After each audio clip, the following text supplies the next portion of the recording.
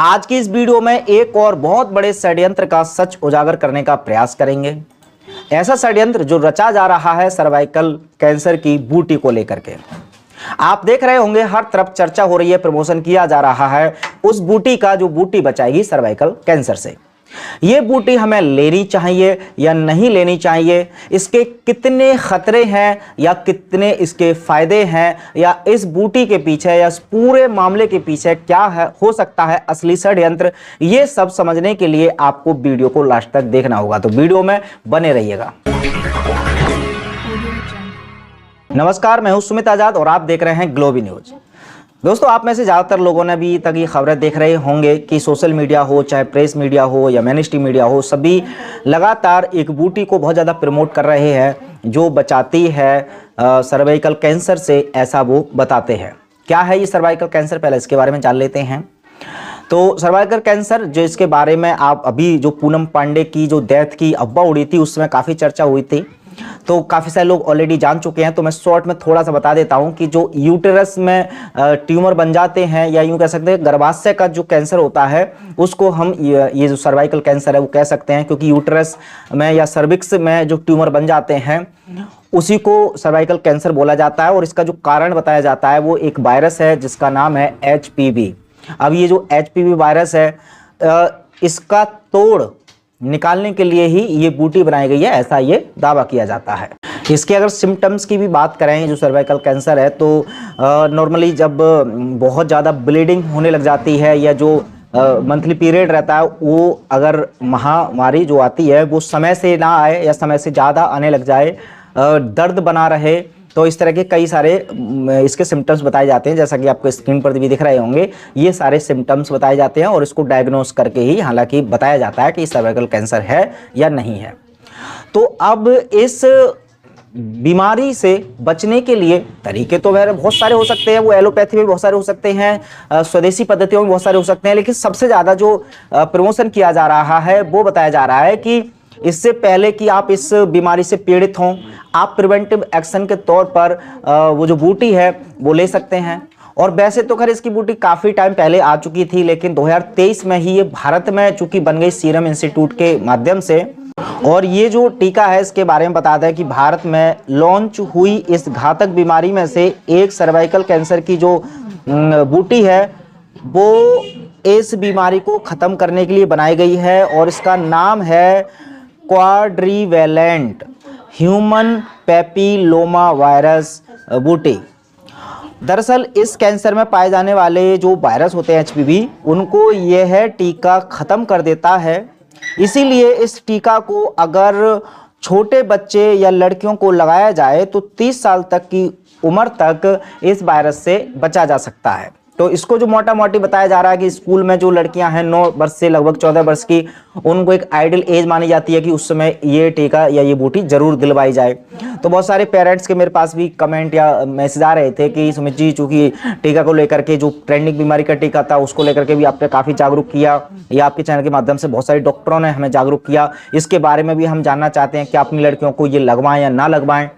बहुत सारी महिलाएं, माता बहनें हैं वो भी कंफ्यूज हैं क्योंकि उनको डराया जा रहा है कि अगर ऐसा नहीं हुआ और अगर आपको ये कैंसर हुआ तब आपके जो किस्मत में वो मौत लिखी होगी, तो उस मौत से बचना है तो आपको ये प्रिवेंटिव एक्शन लेना ही होगा। तो अब चूंकि देखिए लगाना है नहीं लगाना है इसका जो फैसला है वो आप कर सकते हैं। हाँ, इसके दोनों साइड आपको जरूर जाननी चाहिए। तो एक साइड जो इसके फायदे जो अभी तक मैंने बताए थे वो सब सोशल मीडिया पर या मेन स्ट्रीम मीडिया द्वारा बताए जा रहे हैं, लेकिन बहुत सारे ऐसे क्रांतिकारी डॉक्टर्स हैं जो चूंकि उनकी सेंसर्ड वीडियो या उनका कंटेंट हो जाता है तो वो यूट्यूब पर बहुत ज़्यादा खुल करके तो इसके बारे में बात नहीं कर रहे हैं, लेकिन अलग अलग सोशल मीडिया के माध्यम से वो लोगों तक बात पहुँचा रहे हैं कि ये जो बूटी लगाई जा रही है इसका सीधा सीधा जो दुष्प्रभाव है वो महिलाओं की प्रजनन क्षमता पर, इनकी रिप्रोडक्टिव ऑर्गन्स पर पड़ेगा और जो माँ बनने की क्षमता है, बच्चा पैदा करने की जो क्षमता है उसमें बहुत बुरी तरह से नुकसान होगा। अब इसके तार जोड़े जा रहे हैं फिर कि ऐसा अगर कर रहे हैं ये लोग तो ऐसा क्यों कर रहे हैं, इनको इससे क्या मिलेगा। तो एक जो एजेंडा हिडन रूप से चलता है जिसके बारे में अक्सर लोग बात करते हैं वो है जनसंख्या को कम करने का। तो पहली बात तो जनसंख्या कम करने के लिए उन्होंने बहुत सारे तरीके अपनाए, जिसमें कि ट्रेंडिंग बीमारी का खेल एक था, अब और आगे जनसंख्या ना बढ़ पाए उसके लिए भी ये एक कदम हो सकता है, ऐसा कॉन्स्पिरेसी थ्योरीज कहती हैं। अब इसमें कितनी सच्चाई नहीं है उसका मैं दावा इस वीडियो के माध्यम से, इस चैनल के माध्यम से खैर नहीं कर रहा हूं, लेकिन आप चूंकि जागरूक साथी हैं तो आप थोड़ा सा अपना लॉजिक दिमाग लगाएं तो आपको सच नजर आ जाएगा कि एक्चुअल में सिर्फ ये थ्योरी है या फैक्ट है। क्या इस बूटी का संबंध क्या सच में जनसंख्या नियंत्रण से है? क्या महिलाओं की जो प्रजनन क्षमता है उसको कम करने का प्लान है? बात है तो फिलहाल इस तरह की ऐसी चल रही हैं। अब इसकी खोजबीन के लिए इसका निष्कर्ष कैसे निकाला जाएगा? इसका निष्कर्ष निकाला जाएगा कि इसमें क्या क्या मिला हुआ है।